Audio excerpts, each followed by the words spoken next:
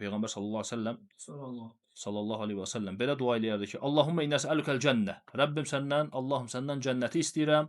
Və mə qarrabə iləyhə min qavlin əv aməl. Və ona yaxınlaşdıran, cənnətə yaxınlaşdıran hər bir söz və əməli etməyə səndən istəyirəm, müvəffəqiyyət istəyirəm. Və əuzu bikə minən-nər. Oddan sənə sığınıram. Və mə qarrabə iləyhə min qavlin əv aməl. Və oda aparan hər bir söz və əməldən də sənə sığınıram. Rəsulullahın duası idi. Peyğəmbər ola-ola sallallahu aleyhi və səlləm Allahın sevimlisi ola-ola etdiyi dua nə idi? Xeyir əməllərin müvəffəq olmaq, cənnət istəmək və cəhənnəmdən, Allahın əzabından, qəzəbindən də Allaha sığınırdı.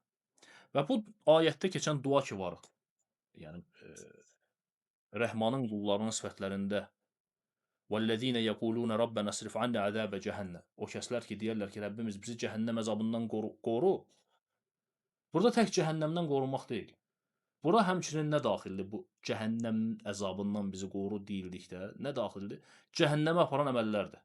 Yəni sən həm cəhənnəmdən Allaha sığınırsan, həm də ki səni cəhənnəmə aparan o əməllər ki var, o əməllərin də edilməsindən də Allaha sığınırsan bir dua ilə, bir bu ayətlə.